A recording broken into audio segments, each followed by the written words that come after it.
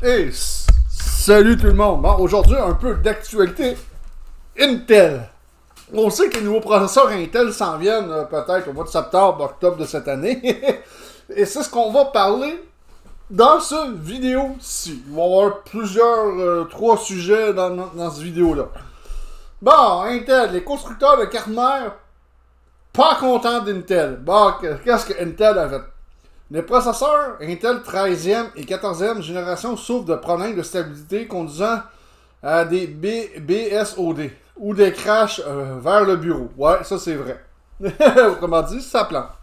Ce phénomène semble se constater dans le temps, malgré les tentatives des Bleus d'endiguer ce problème. Le souci reste présent, ce qui agace les constructeurs de cartes mères. Ces derniers craignant même des baisses de vente pour les Arrow Lake. Eh oui, ça peut arriver, ça va peut-être arriver, on ne sait jamais. Bon, on s'entend que la 13e et 14e génération des Raptor Lake, puis Alder Lake aussi, la 12e génération c'est un Alder Lake, si je ne me trompe pas. Ça fait bien des lakes, hein, mais attends une minute, on va marquer 12900 K.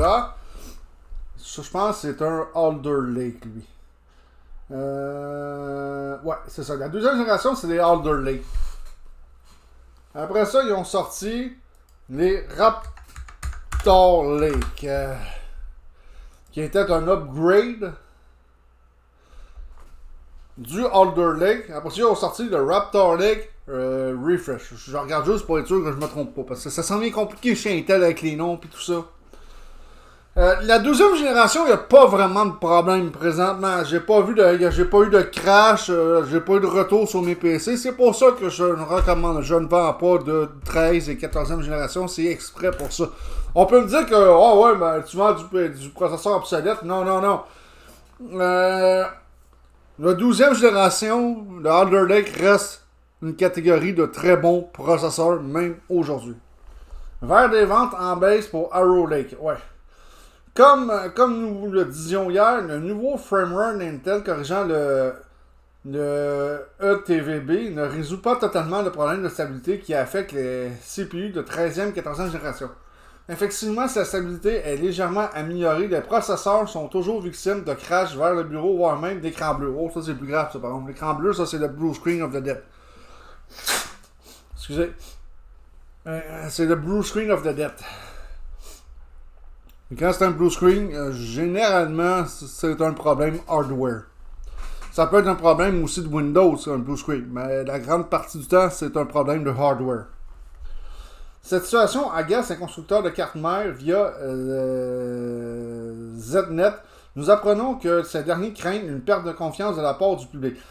Si cette dernière s'installe durablement, cela peut impacter négativement les ventes de la future génération de CPU des Bleus, à savoir Arrow Lake. Meteor Lake, ça c'est pour les portables.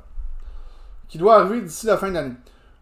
D'ailleurs, nos confrères coréens indiquent que d'après des études d'Anawa Research, sur la semaine du 16 au 22 juin, les ventes de CPU AMD surpassaient celles d'Intel. On se demanderait pourquoi, hein? Parce que j'en vends du AMD, puis c'est bizarre, mais ça crache pas. Ça va super bien même. Ils ont eu des petits problèmes AMD avec les Ryzen 7000, mais ils ont fini par corriger ça. Eux autres se sont donné la peine de corriger ça. D'ailleurs, c'est ça. Enfin, sur le secteur grand public, effectivement, 55% des CPU vendus étaient des modèles AMD. Oh, ça fait mal à Intel, ça, parce que là, AMD a quand même plus de la moitié des parts du marché présentement. Puis ça, c'est de très bons processeurs, les AMD, quoi qu'on en dise. Le monde qui dit que c'est pas bon, c'est ci, c'est ça. Non, c'est de très bons processeurs. Le 7800 X3D, là, c'est un excellent processeur. Ça, j'en ai vendu. Là, ça, c'est, ok, le i9, 13e, 14e génération, je pense qu'il passe en avant, mais même en bench, mais même à ça, ça reste un style monstre. Pareil. Moi, si je m'achèterais un AMD, j'y ai songé aussi d'ailleurs, parce que j'irais vers ça. Bon, lancement des prochains processeurs Intel Lunar Lake et Arrow Lake en octobre. Ah oui, on le savait, c'est toujours là qu'ils font leur lancement. Ça va être là aussi qu'on va voir aussi peut-être. Oups, des nouvelles cartes vidéo Nvidia d'ailleurs. Les processeurs Lunar Lake et Arrow Lake adopteront le nom officiel commercial de Core Ultra 200 ou 2000. Ce sont des dates de lancement qui questionnent. Intel joue gros. La prochaine gamme de processeurs de la firme américaine sont autant attendus par les utilisateurs que par les analystes en quête de renouveau chez les fabricants. Ouais. Intel, le renouveau, c'est pas leur fort non plus. Hein. Premier couac toutefois pour Intel, le lancement de la gamme Lunar Lake, un temps prévu pour juin-juillet, semble devoir être décalé de quelques semaines et ne plus qu'arriver à la fin de l'été. Ça ne serait pas étonnant. Lunar Lake dès septembre. Avec Meteor Lake, Intel avait amorcé complètement revu sa façon de concevoir et fabriquer des processeurs faisant la sienne la technique chiplet déjà employée par de nombreux concurrents. Ben, je vois, c'est ça, justement, ils n'ont pas rien inventé à roue, eux autres. Là. Eux autres, là, sont ultra conservateurs. En l'espèce, il s'agit d'associer plusieurs tuiles d'architecture différentes sur un même substrat. Ainsi, dans le cas de Lunar Lake, il est question de faire cohabiter ce que Intel baptise une Compute Tile fabriquée par TSMC selon le procédé N3B. Et une plateforme Tile qui, si elle reste produite par TSMC, l'est au travers du procédé N6. Moins avancé. Ça veut dire qu'Intel, ouais, ils ont changé leur façon de faire, mais ils sont toujours pas. Moi, je constate qu'ils sont pas au niveau de AMD. AMD, eux autres, ils ont changé vraiment beaucoup leur façon de faire. Mais Intel, ils sont très conservateurs.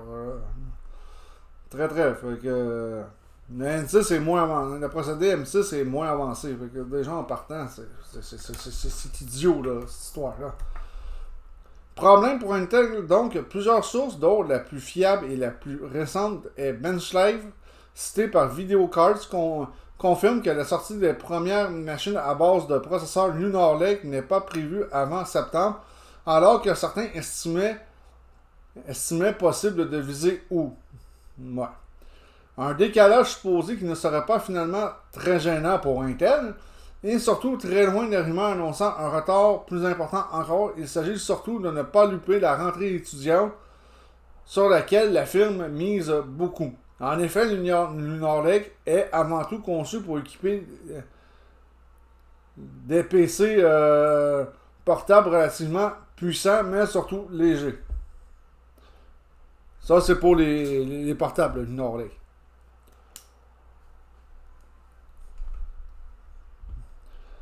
Bon, Arrow Lake calé sur le mois d'octobre. Selon Benchlife, le lancement de Lunar Lake devrait même intervenir sur la semaine 38-39, autrement dit, autour de 17-24 septembre. Une date qui serait encore dans les clous. Pour Intel, car elle intervient juste avant l'Intel Vision 2024, un événement organisé le 24-25 septembre prochain à San Jose, en Californie. Bon.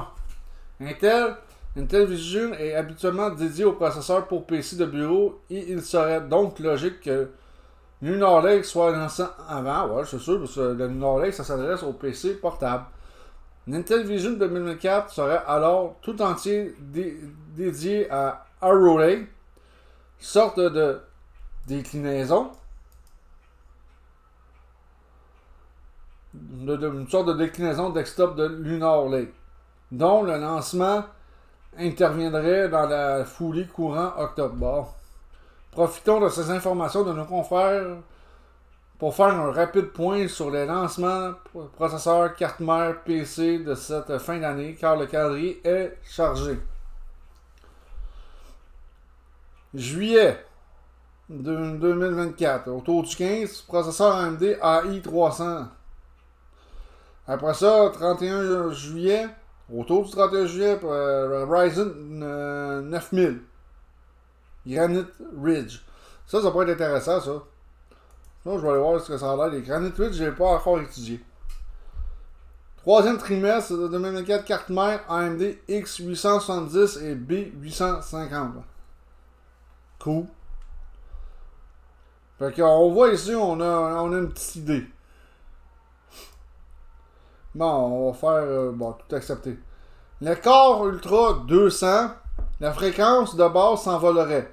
Les Raptor Lake sont déjà dépassés. Bon, ça, il faut prendre ça avec des pincettes quand même, si vous avez quand même un PC relativement récent. De toute façon, c'est sûr qu'un PC, ça devient désuet très très vite. Et c'est le plus de la chose pour Intel, c'est de vendre le plus possible de nouveaux processeurs, du nouveau matériel. Puis des fois, le nouveau matériel n'a pas de grande différence. Il n'y a pas grand bénéfice entre le nouveau matériel et le matériel actuel. Il faut se dire ça. Il faut vraiment bien regarder les choses. Des échantillons des futurs CPU Arrow Lake S, H et HX d'Intel permettent d'entrevoir leur fréquence de base possible. Cette dernière serait bien plus élevée que celle des processeurs de la génération précédente. Bon, ben, tant mieux pour eux autres, hein? De nombreux constructeurs ont déjà présenté ou commercialisé leur nouveau modèle de processeur. La plupart d'entre eux, que ce soit ceux de AMD, les Ryzen AI 300 ou ceux de Qualcomm, les Snapdragon X, sont pensés pour intégrer une part d'IA, notamment grâce à l'ajout de NPU. Intel ne fait pas exception non plus, et les futurs APU de la famille Lunar Lake, les Core Ultra 200V, devraient pas tarder à sortir entre juillet et septembre. Cependant, ce ne sont pas les seuls CPU prévus, puisque la firme, par la firme, puisque les Arrow Lake destinés au segment mobile et desktop sont également prévus pour cette année. Fait que c'est ça. Allons voir ici, bon, détecter, trop. Ouais, c'est sûr que c'est plus. La fréquence de base, c'est sûr qu'elle est plus élevée que la mienne sur mon 12e génération présentement, quand même. En ce qui concerne ces Intel Core Ultra 200 de nouvelle génération, il est désormais possible de percevoir leur potentiel, notamment la fréquence qu'ils pourraient atteindre. En effet, plusieurs échantillons ont été repérés pour ce qui est des modèles S, H et HX. Ils sont prometteurs. C'est bien beau que ce soit prometteur. Faut qu'il y ait de la stabilité aussi, hein, parce qu'on sait que le Raptor Lake puis le Raptor Lake Refresh, le côté stabilité, hein, c'est pas fort. Les Arrow Lake plus rapides que les Raptor Lake. Il faut néanmoins prendre ces informations et précautions. Les fréquences affichées sont possiblement amenées à changer. Il ne s'agissait que des early samples, c'est des prototypes. Quoi qu'il en soit, les sources, les logs de la plateforme de test d'Intel fournies par sur X, Etilat X64 sur X, qui permettent d'en apprendre plus sur les CPU présentement. Des fréquences de base assez élevées au-dessus de celles des Raptor Lake Refresh. Par exemple, les processeurs S de bureau avec leurs 24 cœurs pourraient avoir une fréquence hors boost de 3.6 GHz. L'APU Arrow Lake HX et sa configuration 8 cœurs de performance Lion Code et sa 16 cœurs d'efficacité Skyman seraient cadencés à 3 GHz. Bon. Enfin, le modèle H du segment mobile des Core Ultra adopterait une configuration 6 plus 8 plus 2 atteignant une fréquence de base de 3.5 GHz. Il serait donc, en théorie, plus rapide que le modèle HX. Ce qui est assez étonnant. En général, ce genre de CPU HX dispose de performances plus importantes. Ouais, ça c'est vrai. En comparaison avec les générations précédentes, il serait donc possible d'observer une hausse des fréquences comprises entre 400 et 1200 MHz, ce qui semble particulièrement important. Par exemple, le Core i9 14900K est cadencé à 3 GHz de fréquence de base. Ça, c'est vrai. Une nouvelle génération de processeurs est généralement synonyme d'amélioration des performances. Oui, en général, mais des fois, ça dépend. Cependant, il ne faut pas prendre ces chiffres pour de l'argent comptant. Ils sont impressionnants, leur provenance et le fait qu'ils proviennent d'early samples ne devrait pas refléter la fréquence définitive. C'est ça, c'est des prototypes, les early samples, lors du lancement des CPU. Il est possible que ces dernières soient encore plus élevé. Ouais. Arrow Lake S devrait être commercialisé au 4e trimestre, probablement en octobre. Le segment mobile arriverait un peu plus tard, possiblement en fin d'année 2024 ou au début de l'année suivante. Donc on peut regarder ici. Fréquence de base. Hein?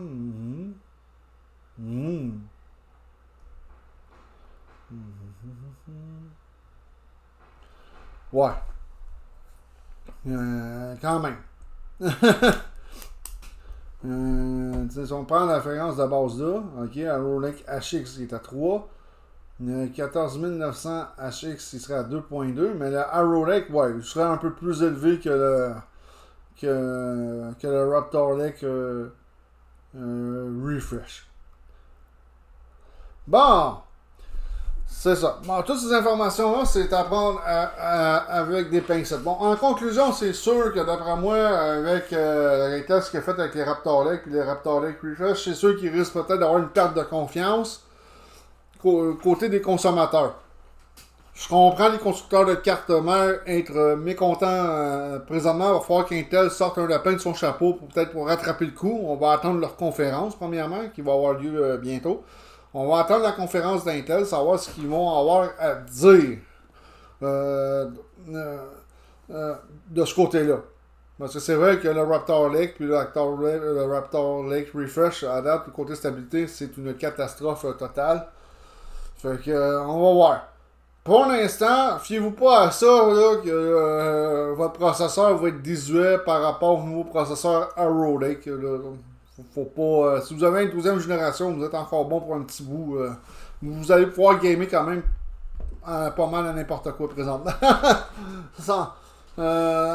sans trop de danger de ce côté-là. Fait que on va attendre la suite des choses. Là-dessus, je vous dis ciao tout le monde, à la prochaine.